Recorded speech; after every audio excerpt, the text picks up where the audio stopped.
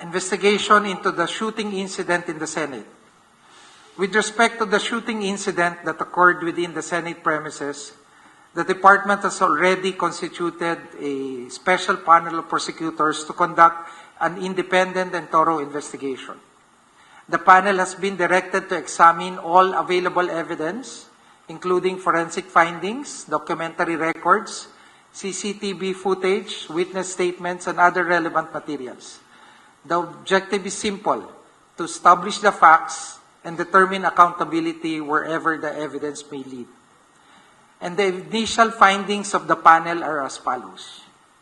1. The action taken by the OSAA against the NBI on May 13, 2026 was not justified. Second, the Senate building was not under attack on the night of May 13, 2026. Third, the NBI attempted to implement the arrest warrant to Senator Ronald Bato de la Rosa. And fourth, when the ICC warrant was unsealed on May 11, 2026 and made public, any person who helped him escape may be held liable. The findings of the panel were based on evidence submitted by the PNP-CIDG, members of the media, and the GSIS, including an ocular inspection of the GSIS premises. The panel was unable to inspect the Senate premises.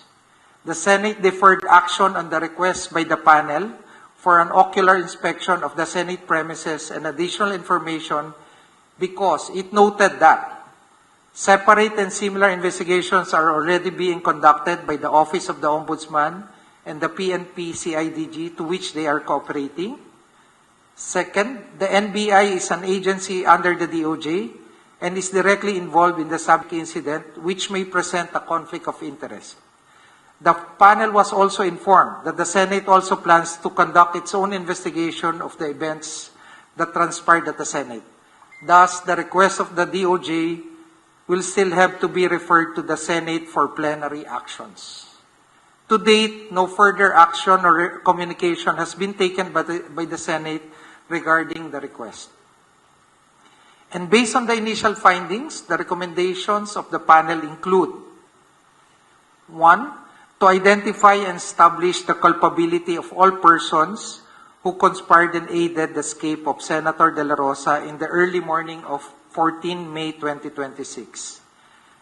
Second, to determine whether the NBI and media accounts that sniper shots appeared to have been fired from the 5th floor of the Senate building towards the identifiable NBI vehicle parked at the GSIS premises was part of the orchestrated plan to facilitate the escape of Senator De La Rosa.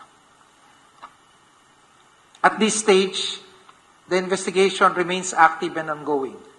I would not want to prejudge the findings of the panel nor preempt the conclusions it may eventually reach.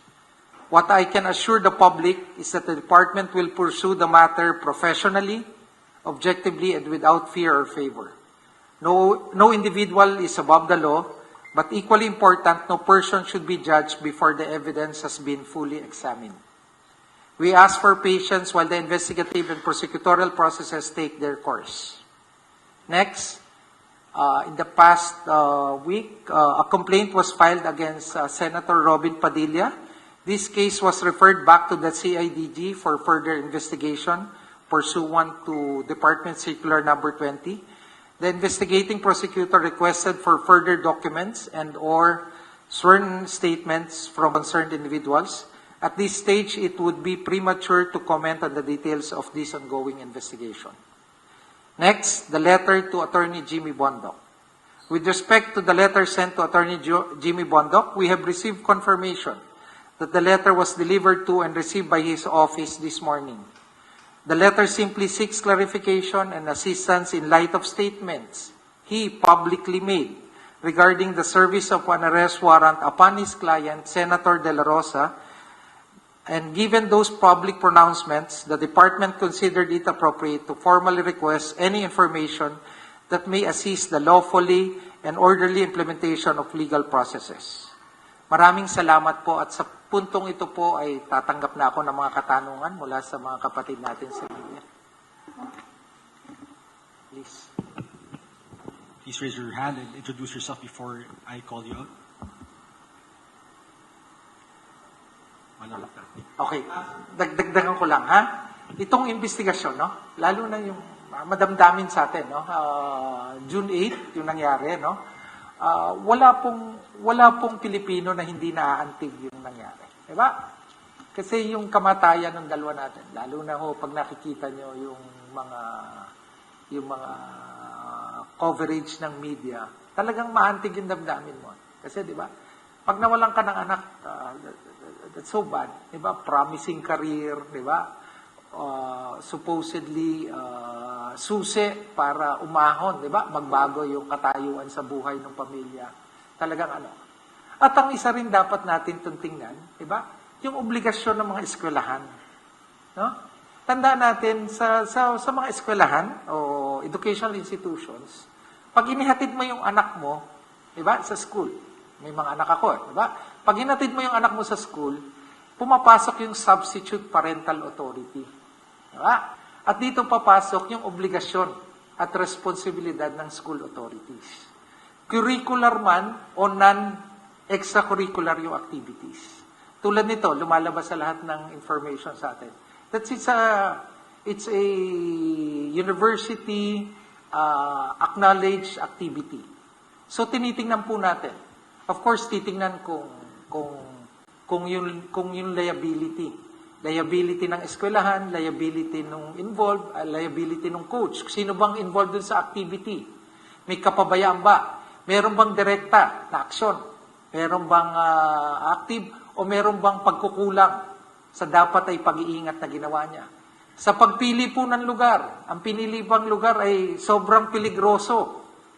Bakit nyo dyan dinala? Ito po yung tinitingnan. At ang maganda po nito, narinig po natin nung isang araw, siguro batid natin, na si Father Bobby, no?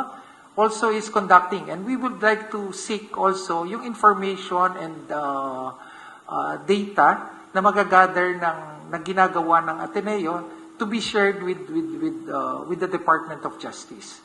Kasi sa dulo po nito, makikita naman pero parang ang maliwanag po nito, wala naman yung willful act. Diba? Ang lumalabas po sa atin, no? Wala yung talagang hinila yung paa pababa para malunod. Diba? Ang lumalabas lang dito, may kapabayaan ba? O kung may kapabayaan, diba? Ang maliwanag may namatay. So ang tanong, ito ba ay aksidente? Diba? O may pagkukulang sa pag-iingat na dapat ay ginawa ng school authorities o di kaya ay yung mga kasama at kabahagi nung university-sponsored activity. So yan po. Kaya po sa atin pong mga Pilipino, nakatutok po dito ang Department of Justice. Ang babasihan lang po natin ay ebidensya. So iwasan din po natin yung iwasan po din natin yung maging judgmental at maging masyado po tayo, yung bias po natin. Opo, ito na lamang po. Yes. Good afternoon, Sir Darlene Kai from GMA News. Sabi niyo nga po, walang willful act na nakikita so far doon sa Ateneo incident. Pero sinabi na po kasi nauna ng PNP, CIDG na ang tinutumbok ng investigation nila as of now ay may kinalaman sa hazing and homicide. Paano niyo po i-reconcile yun? Okay. Hazing, homicide, no? These are basically conclusions depende sa mapapatunayang ebidensya. So, titimbangin lahat yan. No? Titimbangin lahat yan. Kasi iba naman yung willful act, di ba? Na pumunta pa lang sila dun sa Aurora, ay ang balak na ay patayin. Di ba? May iba yung premeditated, di ba? Murder yon. Pero yung nagka-enkwentro, talagang ang gusto ay lunurin. Ibang bagay din yon. Diba? So, doon papasok kasi. Doon papasok willful act ba o kapabayaan? Tapos ang papasok, yung kapabayaan, may level din yan, ha? Meron kasing negligence, simple negligence, meron din tinatawag na criminal negligence. No? Na kung saan, papasok yung criminal liability, at pag may criminal liability, syempre, papasok yung civil liability. Diba? At dito, titingnan din kung ano yung naging supervision at control ng school authorities dito sa isang university-sanctioned activity. Sir, doon naman sa investigation sa Senate shooting, At this stage, pwede nyo na po bang i-enumerate kung sino-sino yung mga under investigation na senators or officials ng Senate? Hindi pa ho eh. Tulad doon yan, the initial findings sa lumalabas, marami po doon sa involved personalities or public officials. Now, alam din natin na meron ding kaakibat na investigasyon ng Ombudsman. Alam din natin na ang Office of the Ombudsman ay may jurisdiction pag ang pananagutan ay ginawa ng isang public official na habang sila ay nagpa-perform ng kanilang governmental function. Diba? So, ang isang titimbangin pa ng panel natin, di ba? Saan ba ipa-file to? Di ba? Ombudsman ba magpa-file bilang prosecutor laban doon sa mga public officials o DOJ ba ang magpa-file?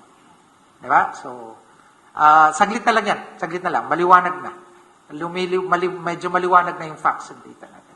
Sec, ngayon na bago na po yung liderato ng Senate, are you planning to take it up again with them? Sabi nyo nga po kanina, dinefer nila yung request for inspection. Yes, definitely. Nung una, ang instructions ko dun sa panel, mag-walkthrough lang kayo para ma-appreciate nyo yung facts. Saan ba nanggaling?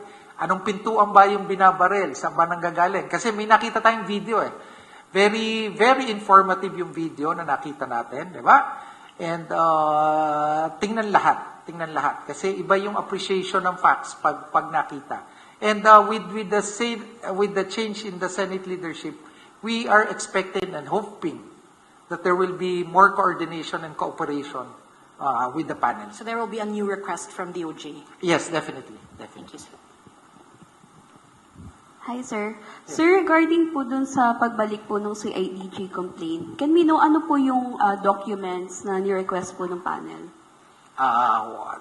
First, that's a matter for case build-up. So, hindi pa muna namin ma-reveal. Sir, can you divulge kailan po yung deadline nila? Deadlines? No deadlines, but I'm sure the PNP CIDG, its leadership is aware of the public interest in the matter. Magpa-follow up din kami. Huwag kang mag-alala. Kasi we need to get back to the public as soon as possible time this. No? Hindi natin bibitinin. Sir, Adrian Ayalin po, ABS-CBN. Sir, yung binanggit nyo na any person who helped escape may be held liable. May detalye po ba tayo dito? Ilan yung tinitingnan? Ni-narrow down po ba ito? Doon sa mga huling nakasama, ano po yung pwede nyong maidagdag pang detalye, sir? Sa ngayon, wala na muna akong may dadagdag. No? Yung specific actions, hinihimay ng ating panel. No? And as I stated, yung coordination and discussion namin with the Office of the Ombudsman, together with their own findings kung paano ipupursue yung pag-prosecute ng obstruction of justice case. No? Sa tingin ko, hanggang doon na lang muna kami ngayon. Nag-narrow down ba yan, sir, na up to the last moments na nakita in public si Senator De La Rosa with Senator Robin Padilla, or parang tinitingnan siya pangkalahatan generally? Tinitingnan to pangkalahatan. Na yung mga actions ba, nung simula pa lang, di ba? Ito ba ay planado? Mas malaking plano? Di ba? Nilagay siya sa protective custody? Ito ba'y kasama sa plano? Yung pagsasalita ba or yung pagsasabi ba na under attack? Yung pagsasabi ba na lockdown ng Senado? Di ba? Lahat ng mga bagay na napatunayan nating nangyari ay tinitingnan para timbangin kung ito ay kabahagi nung tinatawag natin na obstruction of justice. Sir, on Ateneo, pakilinaw lang po, bakit po hindi PHDO, and if ever, ano ba yung factors na mag-warrant na maging PHDO instead of ILBO lang? Okay. Ang tulad ho ng yung ating legal jurisprudence on the matter. Yung HDO po, tulad ng nabanggit ko na I think in one of the interviews, yung karapatang bumiyahe, no, ay karapatan ng bawat Pilipino, no? Karapatan ng bawat Pilipino na bumiyahe, part of the liberties, no, na protected na under the Constitution. Any curtailment, di ba? Any curtailment nung liberties na yon, ang dapat nagtitimbang ay husgado. ang PhDO at HDO ay pwede lang i-issue ng korte. Yun ay kung may nakasalang ng kaso sa kanila. Diba? Sa exceptional cases, yung precautionary hold departure order, ini-issue. Yung HDO, pag, di ba, ito yung nag-trigger, yung pag fugitive from justice, di ba, alam nyo na yan, ha? Pag, tsaka napapasok ng HDO. Yung precautionary, pag yung may likelihood, di ba, kahit pending pa lang ang preliminary investigation, pumupunta na ang piskalya, pumupunta na at nahingi na ng precautionary hold departure order. Kasi yung ILBO ay walang, tulad ng kaninang sinabi ko, it's a monitoring mechanism para sa gobyerno. Para kung may babiyahe, real time po yung ILBO. Pag dumaan ka dun sa immigration at may ILBO ka, ang utos namin sa immigration, tumawag kayo sa DOJ. Kasi baka the moment or second na lumalabas siya, meron na siyang arrest warrant. Yung ILBO po ay abiso, di ba? Na mag-look out kayo.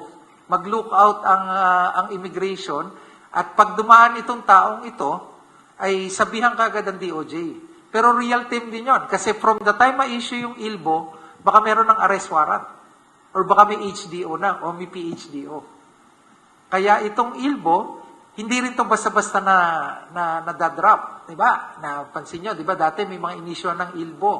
May mga nagpapa-cancel sa amin ng ILBO pag yung dahilan kung bakit sila ginawa ng ILBO ay meron na silang clearance na hindi na sila nakasuhan o sila ay naabsuelto, kinakancel na rin yung ILBO.